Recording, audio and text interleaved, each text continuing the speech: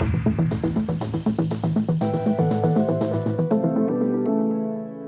there, Dane Cash here. Before you go any further, I'm going to take a quick moment of your time to say that if you've ever considered becoming an Escape Collective member, now is a great time to do it. It's Tour de France season, and you won't want to miss our members-only shows over the next few weeks. You also won't want to hit a paywall when you're trying to read our racing analysis or our deep dives into tech. And on top of that, you can get your first month for just $1 right now. Head on over to escapecollective.com/TDF and sign up.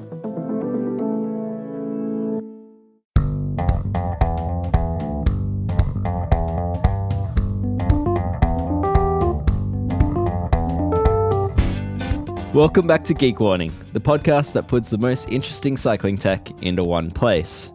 I'm Dave Rome, and joining me this week, Brad Copeland, mechanic to the stars. How are you doing?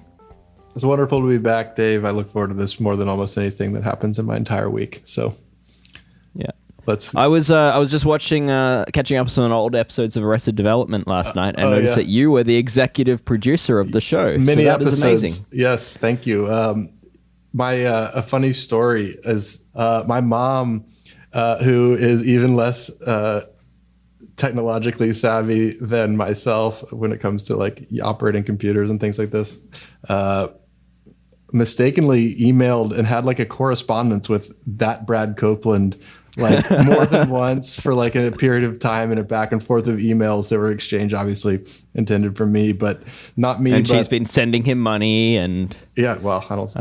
Maybe he should send us some. Yeah.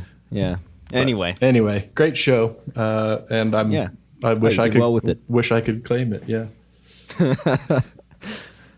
Brad. Yes. It's been a week since we last chatted. Have you been in the shop over the last week? I have been in there. Anything that has stood out as while being in your stand?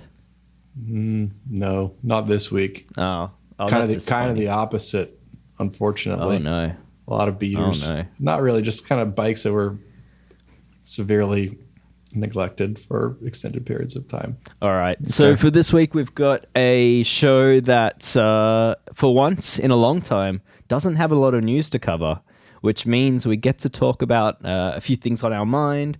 We've also got a pick one, which we've been missing for quite a few weeks. Got a PSA. And there is a little bit of news to wrap up the show with. But yeah, with that, before we kick on, it's still July, which means we're still running our Tour de France special, which means for this month, for $1, you can become a member of Escape Collective, support what we do, and gain access to everything that we create. So yeah, head to escapecollective.com/TDF to take us up on that special offer.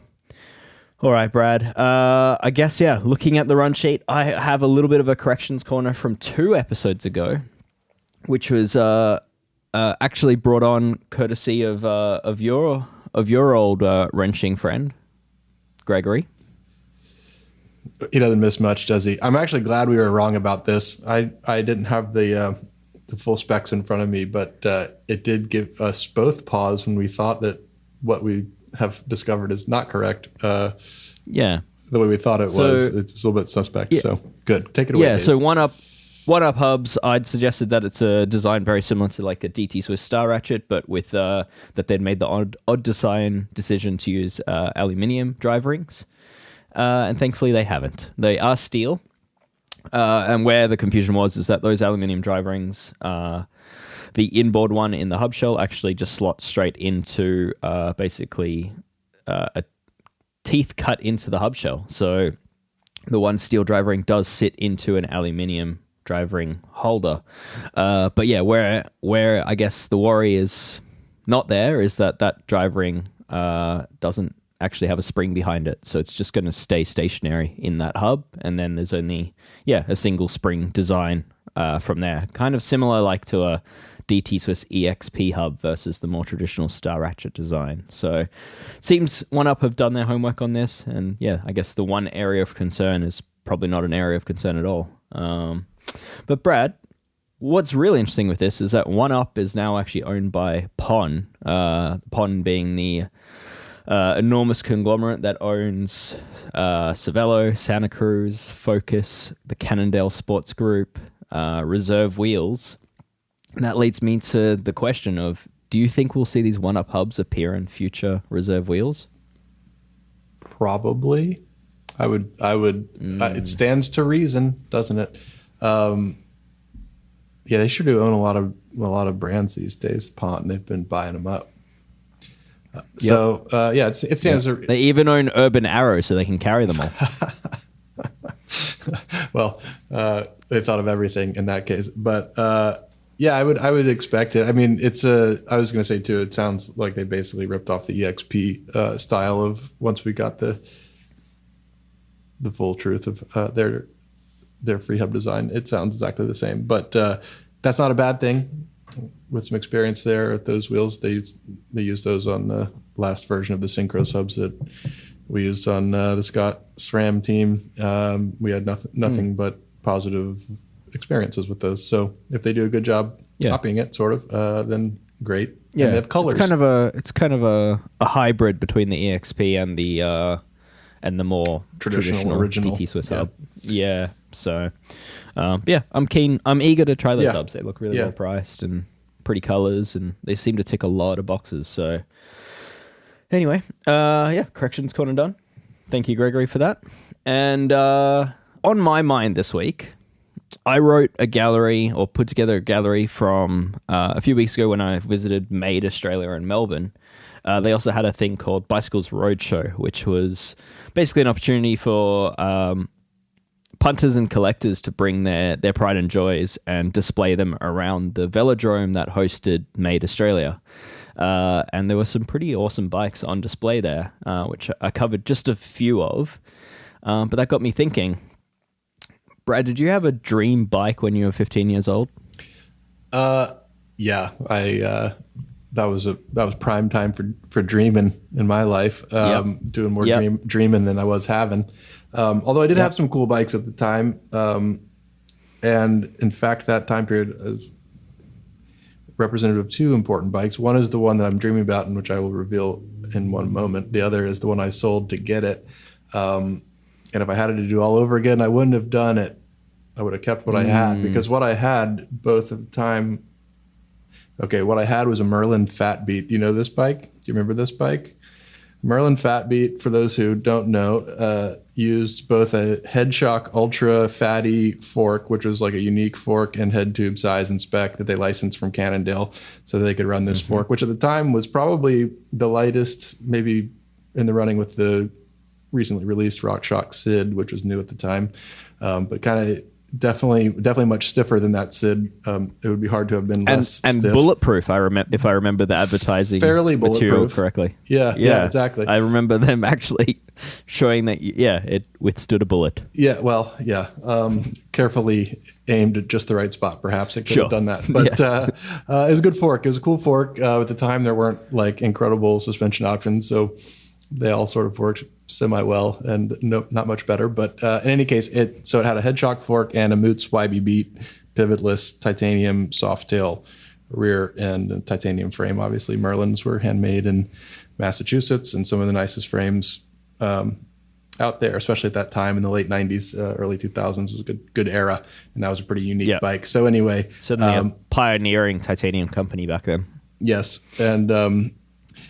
and so that was the bike that I had, which was a really cool bike. And with the looking back, you had that. I did have that. Oh, cool. Yeah, okay. I got that bike when I was like 14, and so maybe I had it till I was 16. I was racing on it, and awesome bike, pretty flexible, a lot of lateral flex, which stands to reason since it was designed to flex a lot vertically. It flexed everywhere.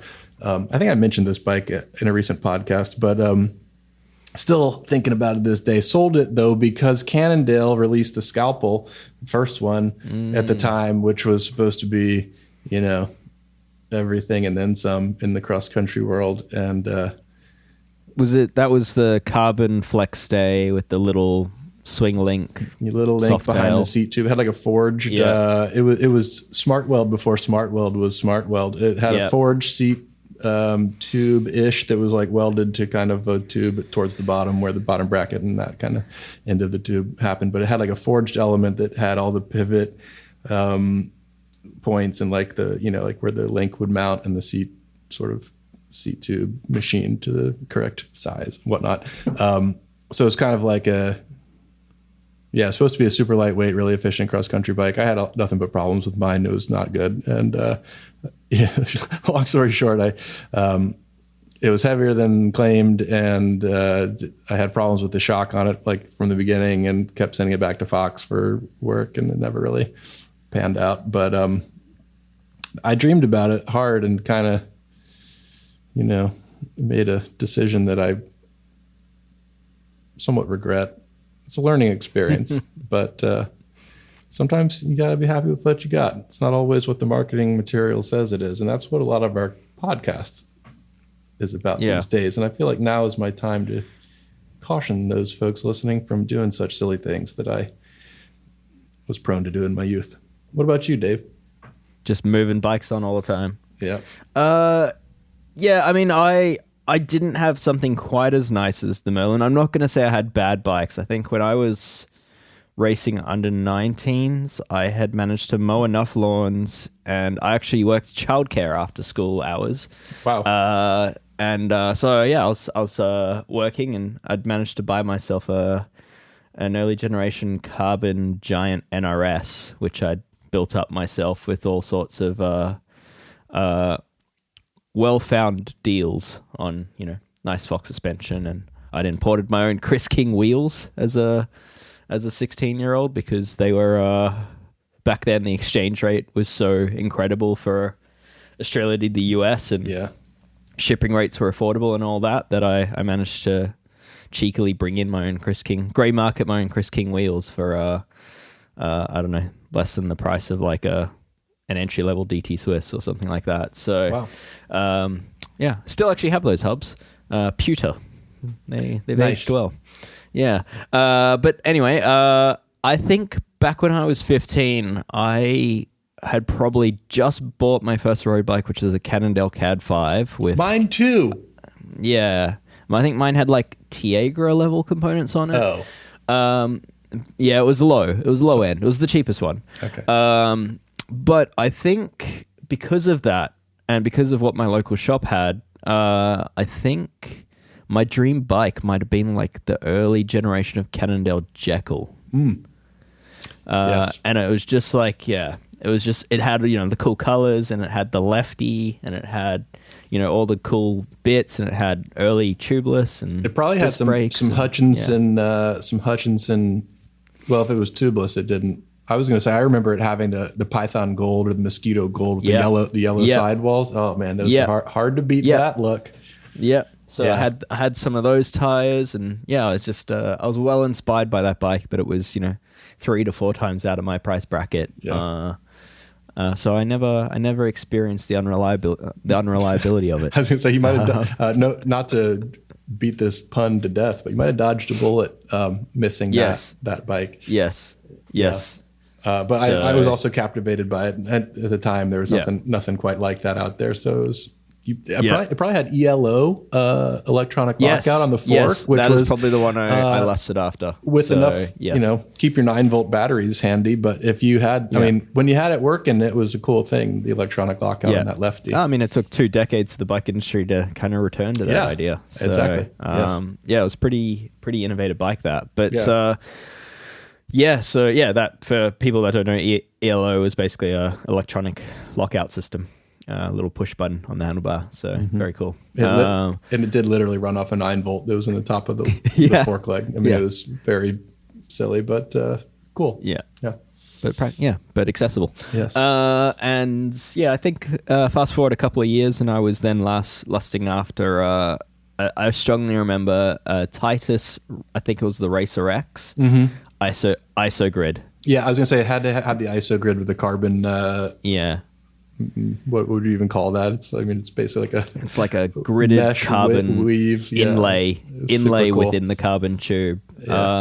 So I couldn't afford that, but instead I got myself. Titus had a side component brand. I think it was called Maxim at the time, and so I treated myself to a handlebar which had the ISO grid Did it? Technology, in it. So it was like an aluminium handlebar, like super thin, with that carbon fiber like gridded inlay built into it.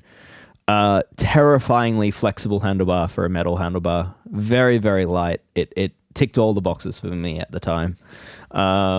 So yeah, it's anyway. Yeah, it was a cool technology. Didn't they like sort of, as it were, inflate almost, or expand the carbon into the kind of cut out like woven parts of the metal element of the structure? It's pretty cool. The aesthetic was unbeatable, and it seemed like a pretty cool concept. I don't know. I'm sure people would argue it didn't do quite what it claimed to have done. Disbonded immediately.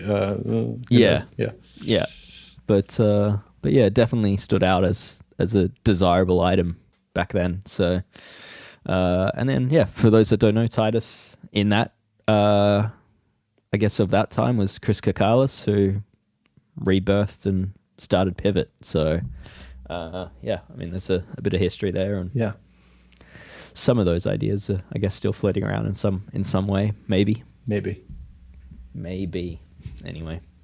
But yeah, I guess that gallery that I put together, I kind of put it together thinking that a lot of the people reading it might be thinking like, oh yeah, this is the bike I lusted after as a teenager. And it's cool to hear about the ones that you had. Sounds like you actually had some very cool bikes though. So I think that's sort of how I got stuck doing this for so long, was like this deep need to have these sweet bikes when I was young. I mean, I was working for them all. I was both mowing the grass and working in the shop from when I was like I was not even 13 years old yet, and in the shop already. And so a lot of the reason I was in the shop is because I was racing and got the discounts and the help I needed to kind of keep myself going, and then developed an expensive taste, I guess. But I did have some pretty cool bikes, and I still collect them now. There's a lot of bikes that I wanted that I didn't have, but I know we talk about them here and there, and I have a basement full of kind of period pieces from my childhood years, and I still find them to be the most interesting bikes. The ones today are, I don't know, it's hard to put my finger on what about it I don't like as much. But what's in your collection that scares you the most? It scares me the most are the soft rides. Okay. Yeah. Definitely. I mean, the soft ride mount is actually a breezer with like soft ride flex beam, the Allsop beam as it's known, and was shared and licensed around by many brands. It also has a soft ride stem, which for those who were around in the 95, 96 era, kind of that time frame, you might remember this 4-inch travel, 4-bar linkage stem, with like a spring in it, very little damping characteristics, mostly just like a pogo effect, but to have your handlebars able to move up and down that much, like without, I mean, even just under braking, I mean, just like at the wrong times. That's it's like the opposite of a dropper post. When you get out of the saddle, the flex beam actually like unflexes all the way to its maximum height. So you're out of the saddle with it up higher even than like when you're sitting on it, and the handlebars are all over the place. It's incredibly squirrely. But again, everyone was just like had some ideas back then and just did stuff like your slingshot that you posted, which was a beautiful restoration of a very silly concept. I think my favorite part about that bike, besides it had a tension disc too, I think. Yes. And which is iconic, but was that the crank arm had a engraved 182 millimeter length written right on the outside of it, on the drive side on that crank, which, I mean, it makes me wonder if that was a mistake or on purpose. I mean, 182, it's awfully particular, but custom. Yeah, exactly. Yeah. When 183 is too long. Exactly. So, or it was meant to be 180, and when you measured it, just that's how I think. It's more likely, probably. We had a box of stems when I was working for S Racing, Specialized Factory Racing, for the road teams in particular, for whom fit is quite important. We had all the stems, like for the team, actually measured rather than what they're listed as, and you see like 5 millimeter fluctuations in stem length for stems that were labeled as exactly the same. It was unbelievable. And now Team Sky were the Team Sky were the first ones I was aware to do that, and it gave me a whole new fear over quality control of forged components. Yeah. Because, it's the forging process, That's I what it believe, was. that causes it. And, Yes. I mean, they had millimeter marked stems, every millimeter throughout, from...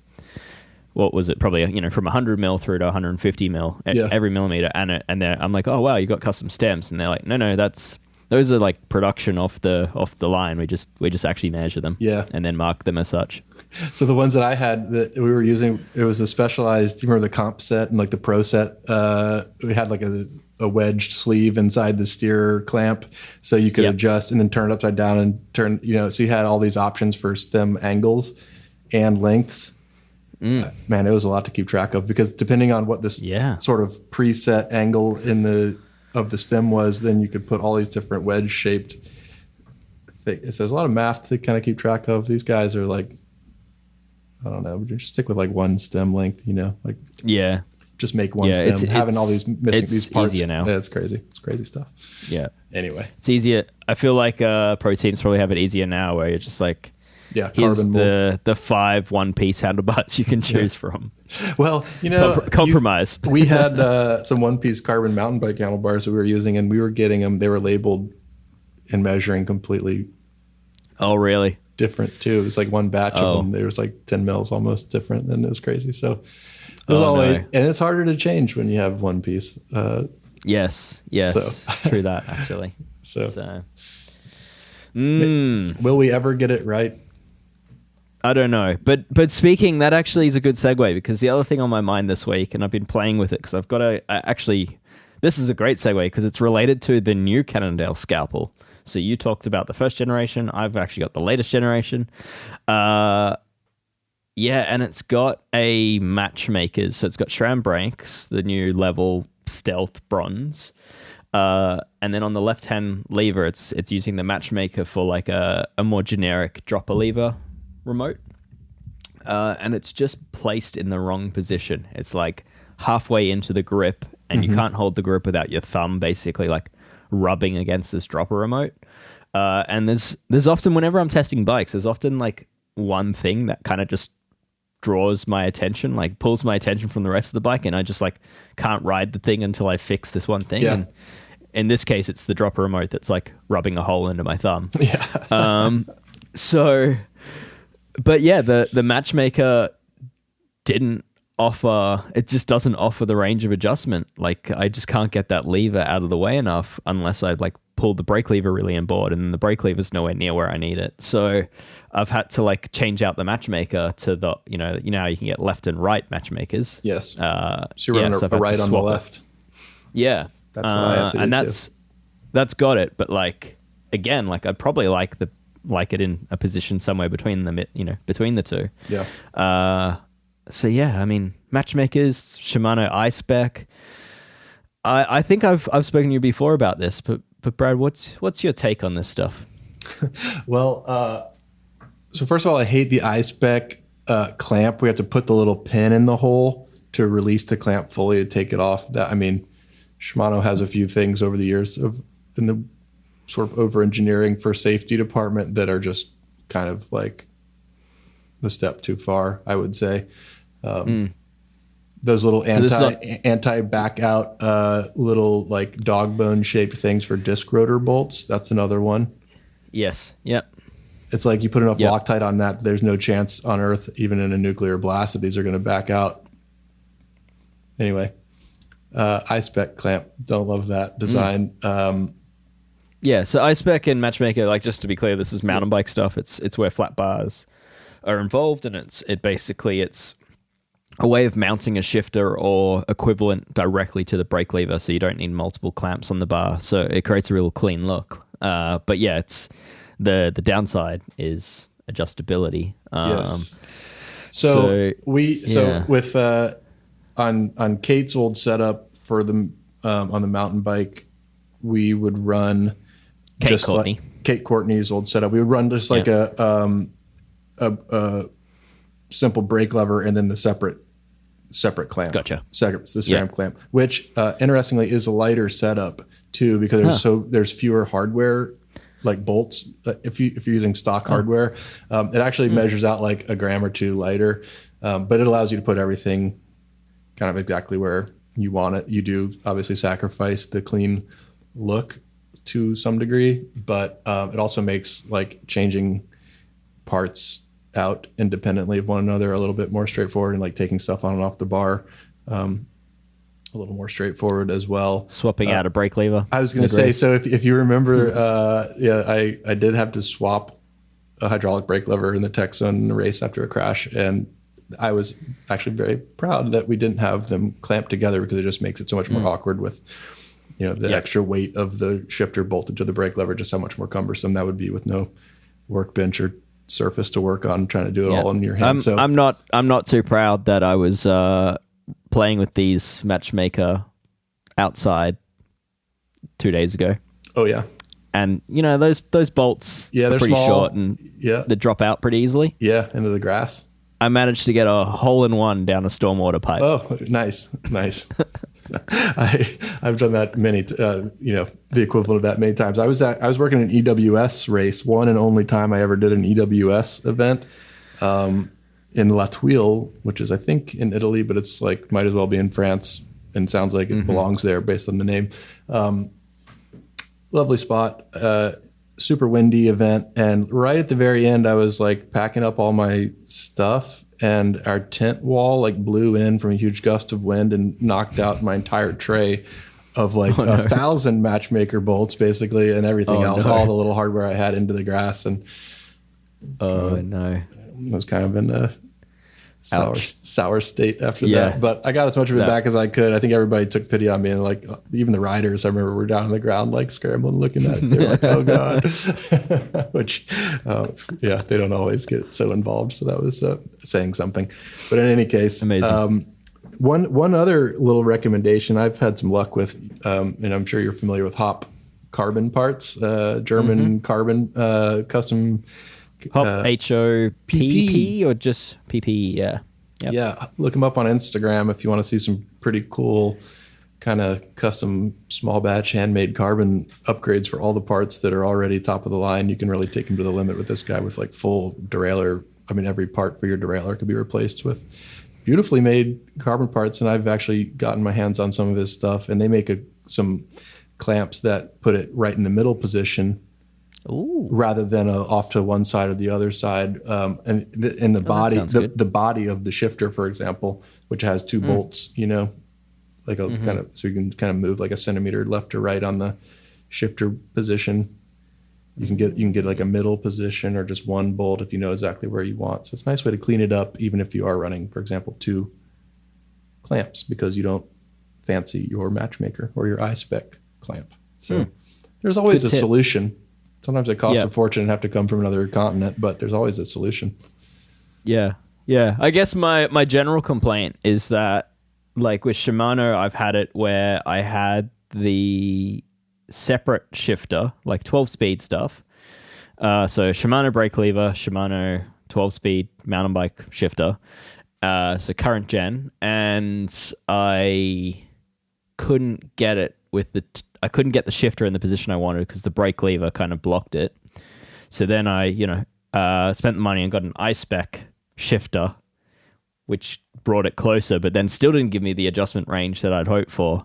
So you're kind of just forever compromising with a lot of these systems. And I definitely believe SRAM is guilty of just that with their latest pod shifter as well. Like, I've played with that extensively at this point, and again also struggle with getting that into a position where I want it, regardless of whether I'm using their lightweight band clamp system or the MatchMaker system that they offer. Again, I often find like there's kind of weird compromises that you have to accept. So yeah, I don't know, more adjustment range would be nice. Yeah, it was funny too with that new pod. It's supposed to be like infinitely adjustable, and you can put it everywhere and like flip it upside down and inside out and get it just right. Yeah. And it's still like somehow they didn't quite do it. And have you used the new paddle shape? Like I know we talked about this briefly, and I hadn't actually. I've only seen pictures, and I still haven't only seen it. Yeah, not yet. I think it might help. It looks almost like a combination of the old rocker paddle and the original Axis paddle, like sort of a happy medium between those two shapes, and it sits, I guess, on top of or in lieu of the buttons on the kind of Gen 1 of the Gen 2 Axis pod.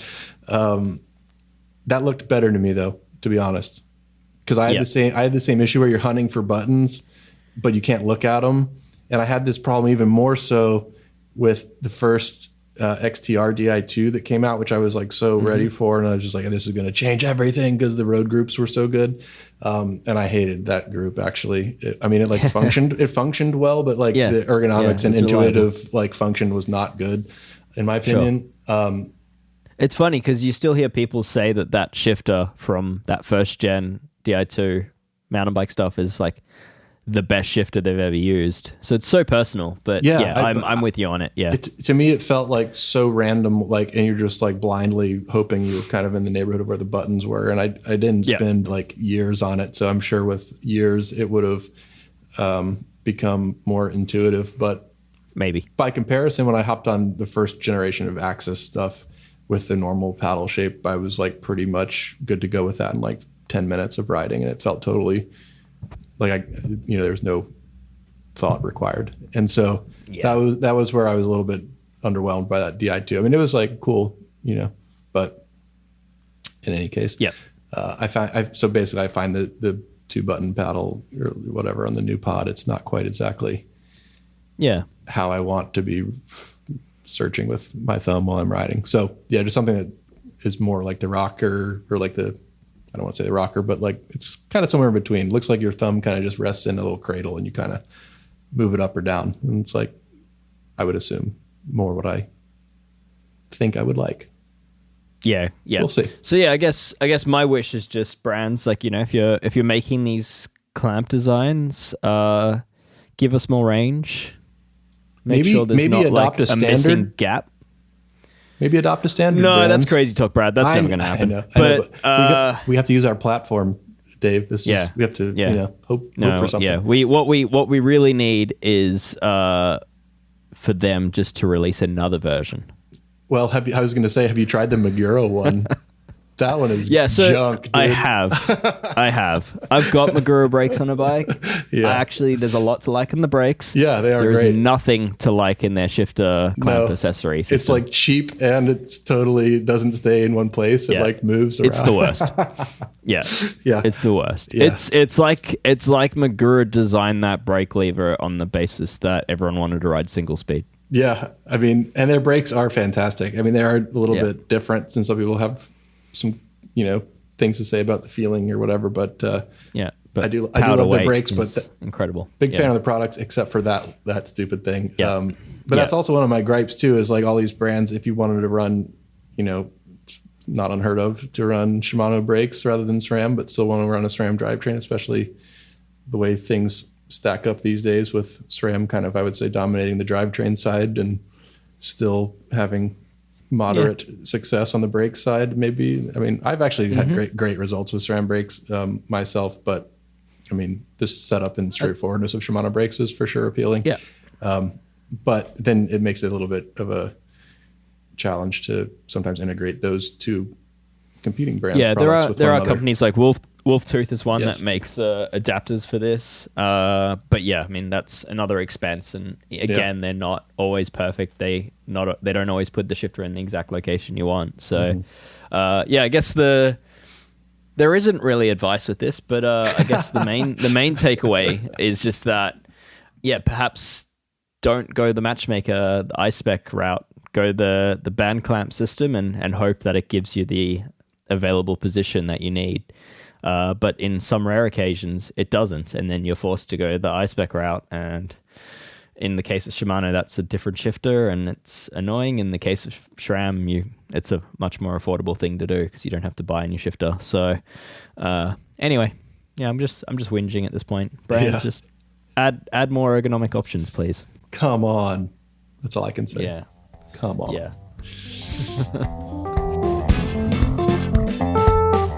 I think what people want to hear from us is about the spares we carry. Oh, I mean, maybe this is just a broad assumption, but yeah. So pick one. We haven't had one for a while, Brad. I don't know if you know the pick one segment, but the idea is that we pick one. So yeah, if you could only have one, what is it? And yeah, I guess starting with road bike, like what would you carry on a road ride? So I famous because of when it blows up in my face and is a bad idea. It's hilarious because I don't like to carry much. I like to think that hopefully my bike is set up well enough to last one bicycle ride's length before it completely, disintegrates. And so I try to carry the least amount of stuff I can. And then there was a period of time too where I tried to also ride the most like riding tubulars all the time, just because I felt like I could, which I often could. Style. But then sometimes you get to a point where you just can't.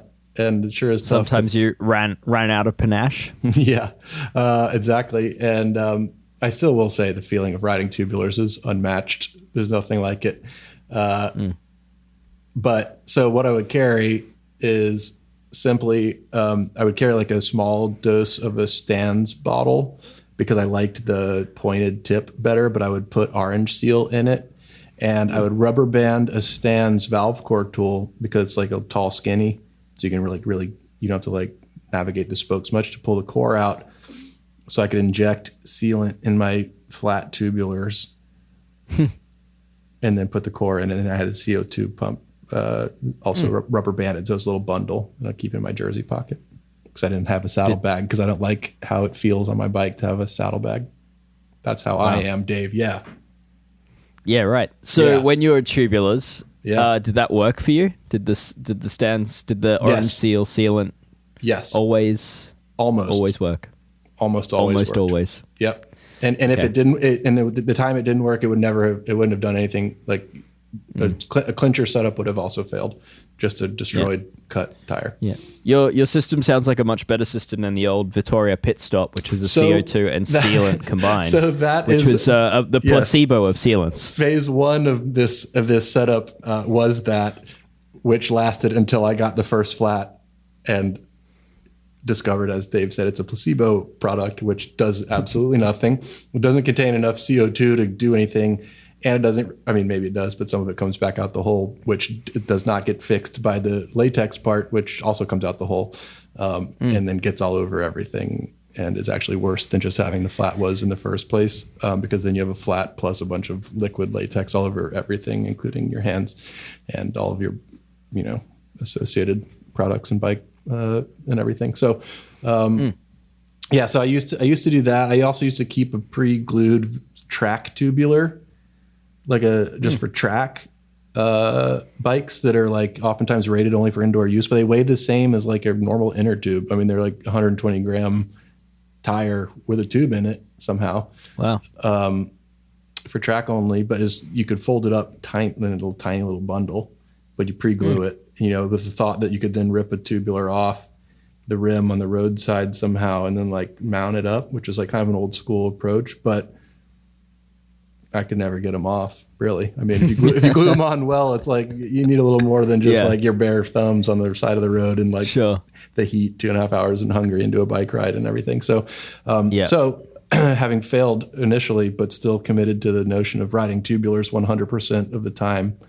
And we're talking like 22, 23 millimeter tubulars. This is like back in the good old days too. So, it was sketchy to do like off-road, like on dirt or gravel stuff, everything. It was terrible, terrible thing. But I got away with it most of the time and arrived at that, which also became kind of that plus I would use a Dynaplug, but the equivalent product on a mountain bike is also all I carry on a mountain bike too. I would just say, yeah. Okay. So let's say you had to pick one for road bike that's relevant to the century. Okay. Yeah. Everything I talked about is like, back in like 1999. Is that I'm not even that old. Is your method still the same? You're still taking a bottle of Stan sealant and maybe a Dynaplug for a road bike? Yes, it is. It's the exact same. It's the exact same bundle except I've added a Dynaplug to it. Yeah. It's the same bottle I've been using for like a decade too. I haven't even changed my bottle out. Yeah. It's perfect. Yeah, I've got an old workshop bottle that is dying, is just crying out to be retired. It's pretty gross on the outside at this point in time, but just keeps on kicking. It's a little nostalgia. Yeah. You gotta keep it. Okay, so a little bit of stand sealant, a valve core remover. No. Orange seal. Sorry, orange seal in a stands bottle. Yes, exactly.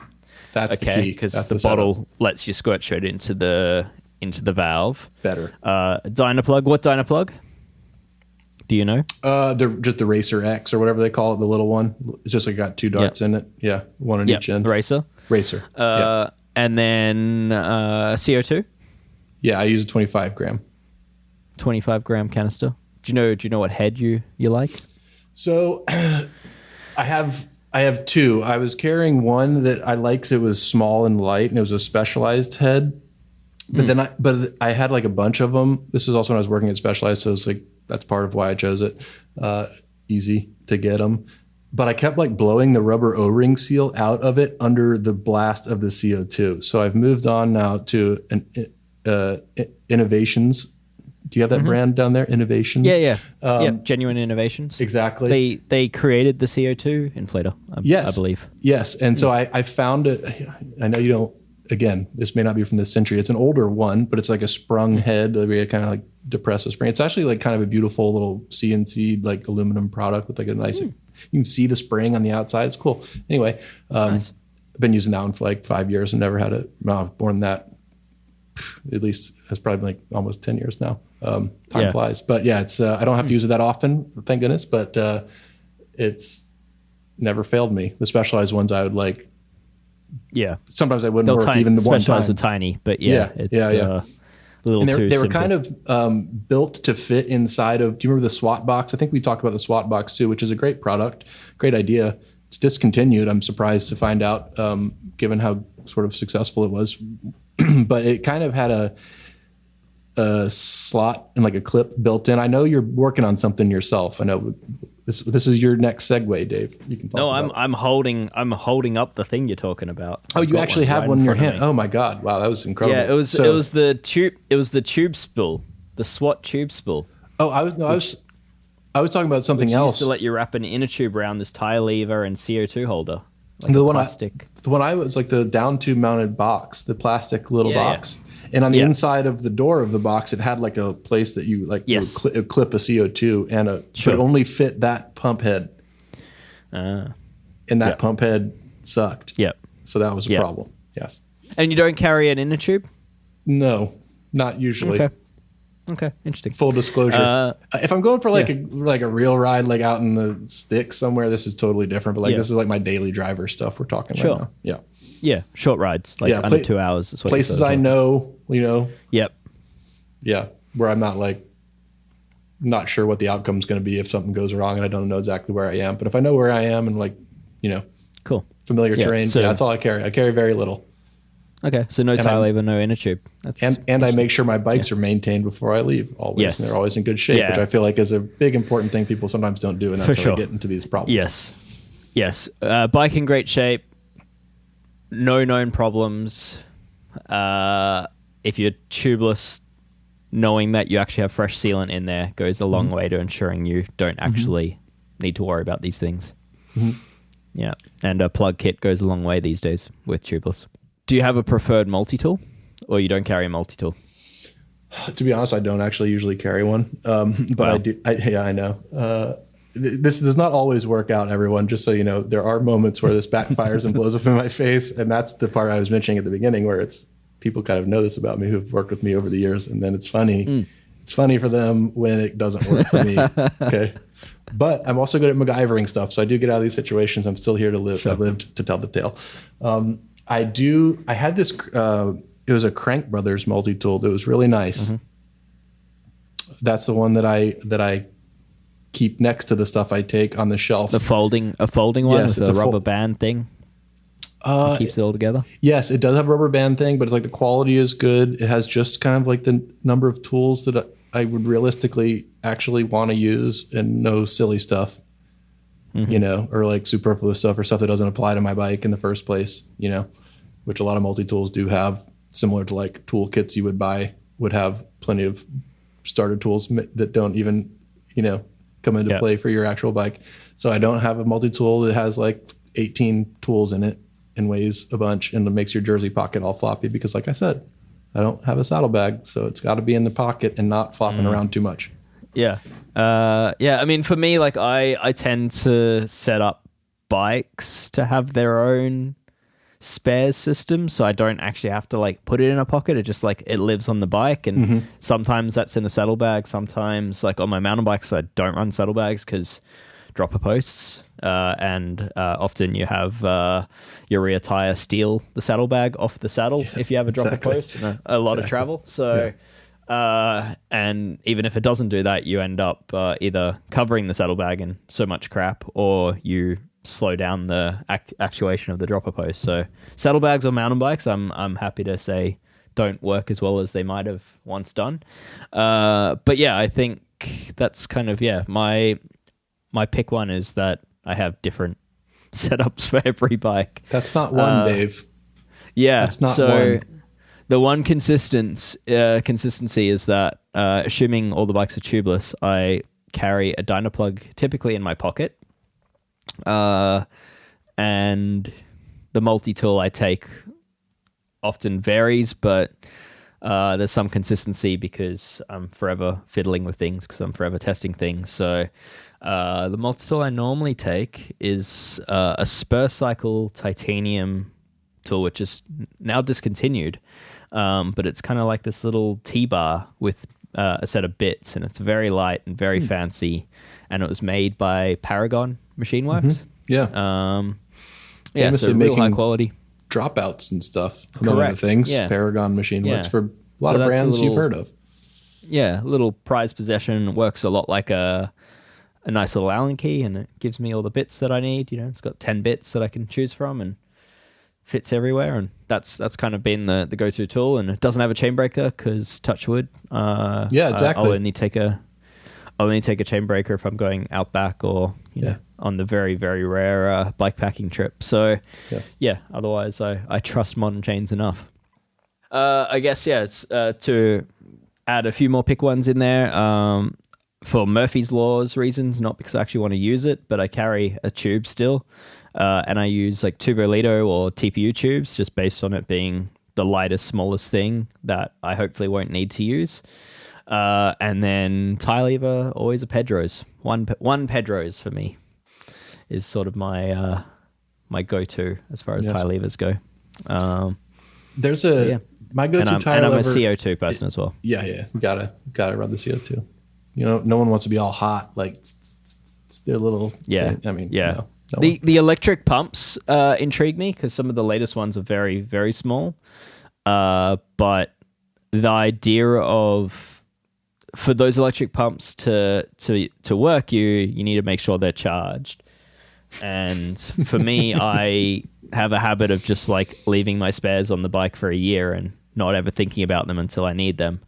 And I don't think that is where these electric pumps fit in. So that's why I haven't quite taken a liking to electric pump. But I would say that's changing now. Like I did a fun ride in Melbourne a few weeks ago, the Melbourne Roubaix, and I did pack an electric pump in my frame bag for that and managed to use it before the ride even started for someone else's bike. And I thought that would be like my community service for the day.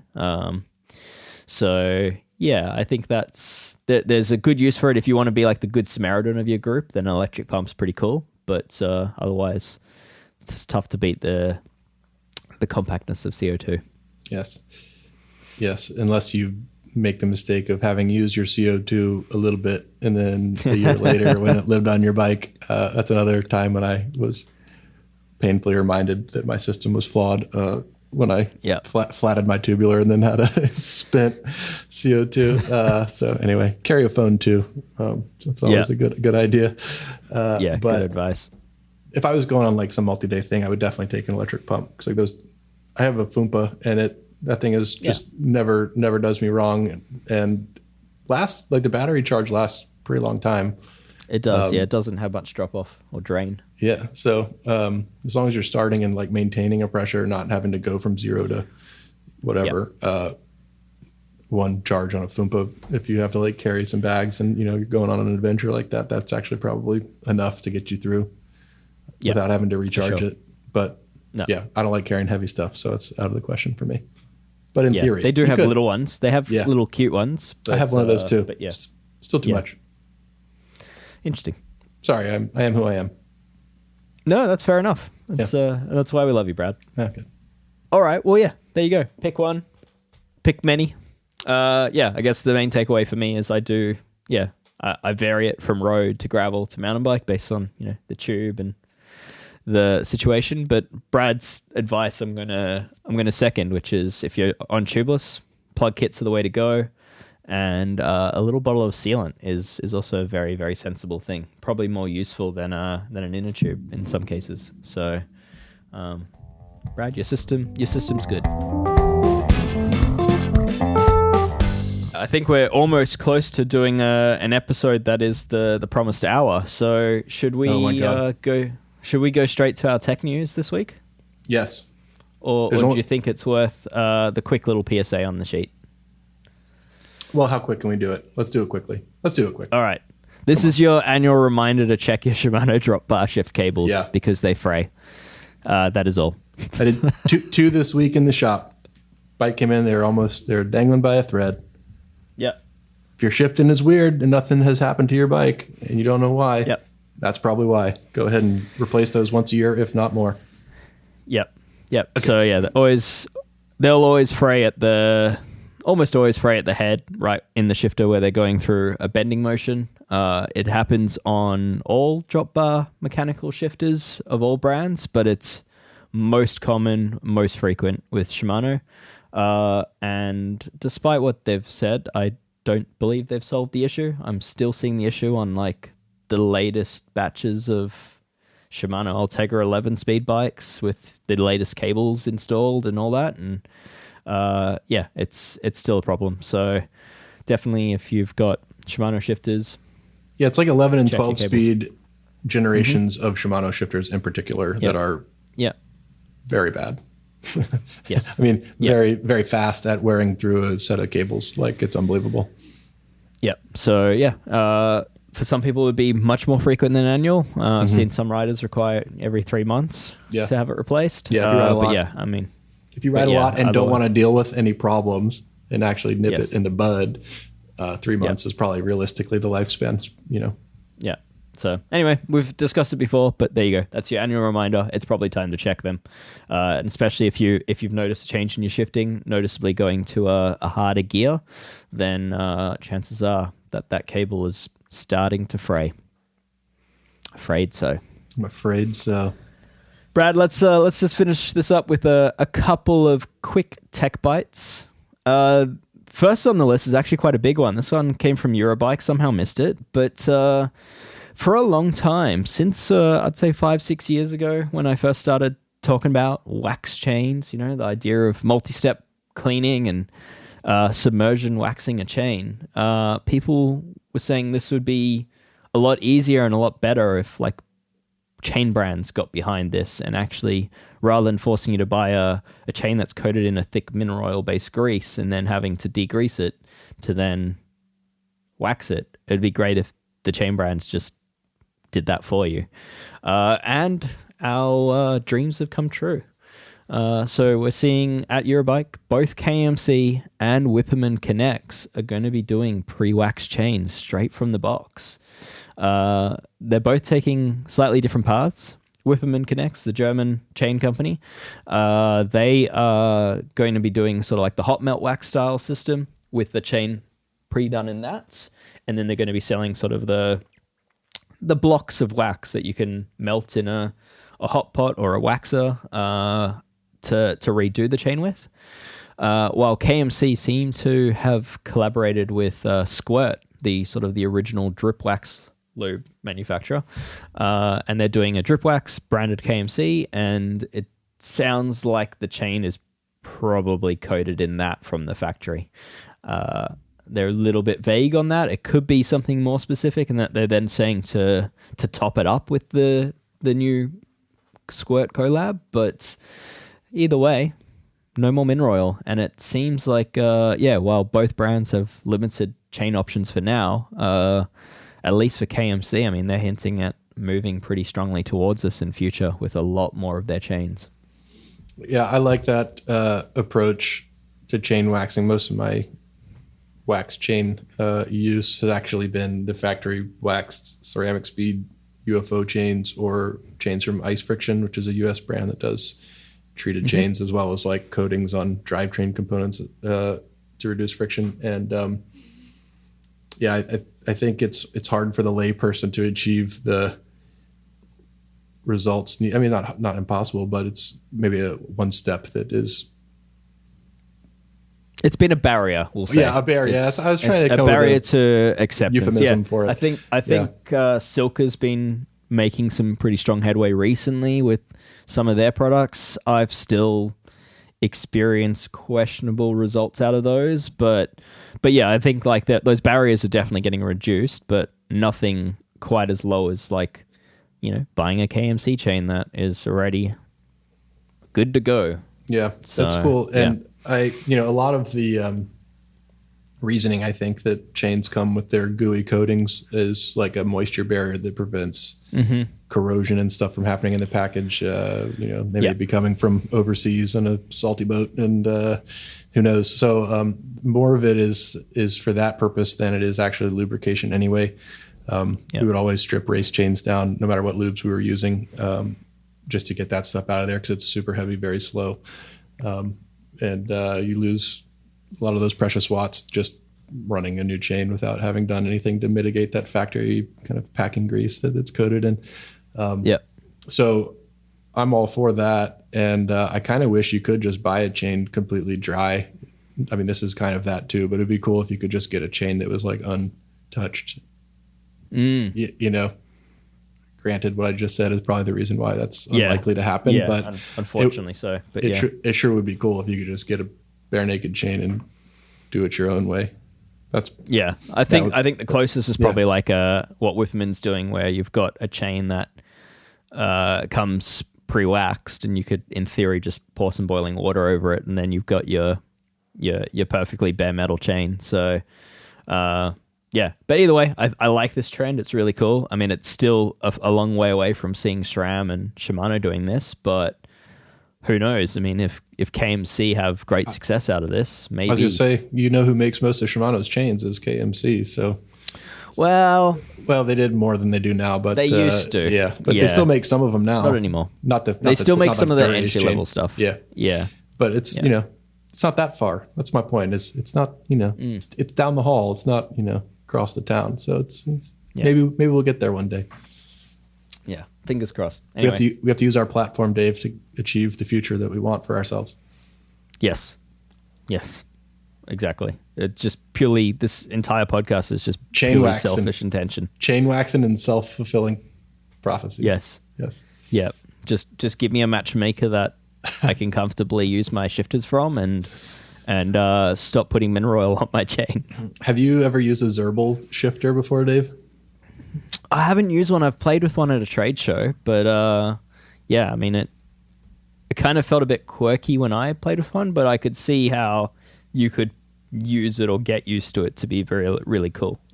I found it to be really cool for an axis dropper post switch. That would be good. And then you kind of solve that dilemma on the left side, assuming you have that seat post. Of course, if you don't, then you're out of luck. So a Zerbal's kind of like a ring shifter. It slides over the handlebar, and it's kind of like this really minimalist ring shifter that you kind of slide forward or back to actuate the shift. And it's designed around electronic purposes. So it seems to be getting some increasing headway. I'd say anyone that's followed Danger Home for long enough would probably have definitely seen one of these. Yeah, I had great luck with mine. It worked incredibly well. Super minimalist, very straightforward, simple design, and it was 100% functional and never failed me. That's my my plug for them. But it was great because, especially on a Scott, which has its twin lock feature, which was many levers and cables on the left side before you even got to the part about a dropper post. We were negotiating a lot of things. That was one easy way to clean things up. But maybe for you, Dave, that might be the only way, because it seems like you have some particular needs that nothing stock can fully satisfy. I'm just fussy, Brad. I know. All right. Well, yeah, you mentioned dropper posts, which brings us to our last tech bite. Wolftooth Resolve came out, I think, only a year ago. Maybe it was 2 years ago now. As a dropper post, a really nice functioning dropper post with a self-bleeding system that when you lowered it, it kind of just purged the air out of the IFP. But they've revised it, so they've got the Resolve Rev 2 now. New dropper. The idea is that they've improved the self-bleed function to be more reliable, more consistent, and with a 25% lower effort to actuate the post. So the best part about this, and why I think it's worth discussing, is that the part that makes the bleed valve work better and with lower effort is backwards compatible with the original post, and you can get those parts for $80 if you've got that original post. And yeah, I guess the whole seat post is a reminder, like being Wolftooth, it's part of the rights for repair idea. So every single piece within it is rebuildable and you can purchase it and do it yourself. And they offer videos on how to do it. And yeah, I'd say it's not the simplest of posts to rebuild, but the fact that they show you how is pretty cool. And it's 242 millimeters of travel. Yep. So yeah, they released new versions of it, there's now a 34.9 millimeter diameter version for those longest in the world for those big ones, and they've outdone the previous longest dropper post by 2 millimeters. So they've now 242 millimeters is the longest travel version they offer, and that remains adjustable in 5 millimeter increments. So you could make it 237 mil or 232 mil. So how exciting. But seemingly, I would say the most interesting to me, and something I wish the industry would take note of, is that they made it backwards compatible, so you don't have to buy a whole new thing. Yep. I agree with you there. That's quite a rarity. It's a little mercy shown to the consumer, which is rare these days. I was going to say yes. So we sell a lot of Wolftooth stuff in my shop, and we've had very good results with the Rev 1, let's call it now, since there's two of them, version of this post. So I would assume that not only does this feature probably personally play a role in my future for this new backwards compatible part, but it's nice to see. And they have some good products in general. Wolftooth came with like a briefcase full of new products, all of which are, it's almost like Wheels Manufacturing was, or Problem Solvers. So some of their stuff where they've kind of like made up pretty clean solutions for a lot of these mixed compatibilities that we're discussing and expressing frustration over. They're kind of taking it upon themselves to solve them in clever ways that also come in colors. I know we like to talk about OneUp's hub colors as a main feature. Well, guess what? They also come in colors from Wolftooth sometimes. So it's a nice way to affordably customize stuff with good quality, like solid products that don't break the bank, but are also like well engineered and simple enough. Their Resolve post, keeping in mind this is the version 1 that I've used, I would say is my third favorite premium dropper post where price isn't of a concern. I would put RockShox's Axis post as number 1 in terms of not having to deal with cables, and then the actuation of it's pretty lightning quick and smooth. There are some question marks around its serviceability and available of spare parts, but as far as just function, it's amazing. And then my second is Bike Yoke Revive, is it? Yeah. That post has just been bomb-proof and is kind of what Wolftooth probably modeled their post on. It's like it was probably their benchmark. But in my experience, I'd say the Bike Yoke has remained a bit smoother and with a little less play in it, which puts Wolftooth into third place for me. But there you go. That's almost a pick one. So that's there you go. You got 2 pick ones. Very nearly a pick one there, Dave. I would pick your number one as my number one too. I actually declared that was like product of the decade when it first came out. Yeah, right. A lofty heap of praise, but aside from the weight, it's hard to find a flaw with that thing. Yeah, the weight is and a lot of heavy, especially with e-bikes these days taking 2 to 3 hours to do a dropper cable install. Like a housing install. Some of these you have to drop the motor out of.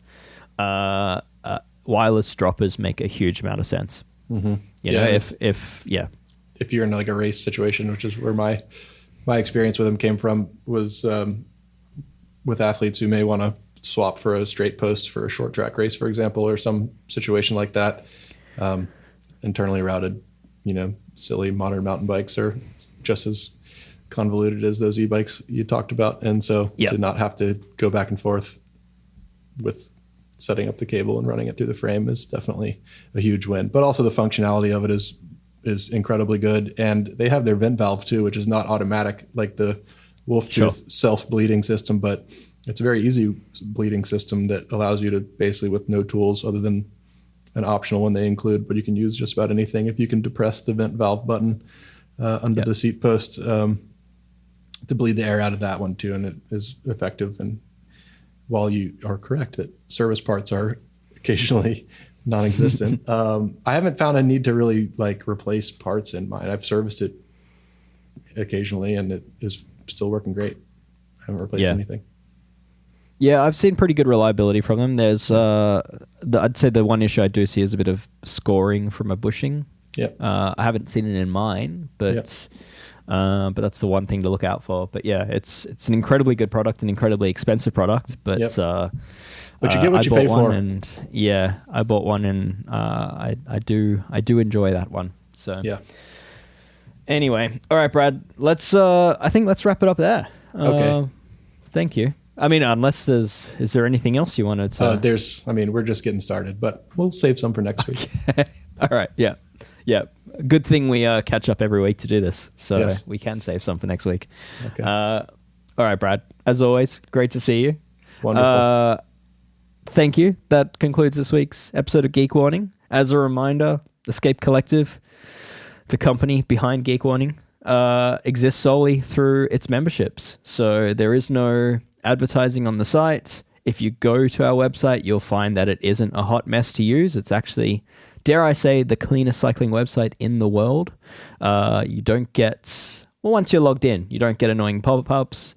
There's no banners. There's no distracting ads or players running over the top of the content you're trying to read. And I think that's worth paying for. So yeah, if you haven't already, please consider joining Escape Collective. Head to escapecollective.com/join.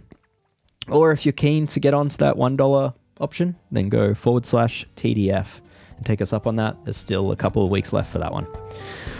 All right. Thanks, Brad. We'll see you next week. Thanks, Dave.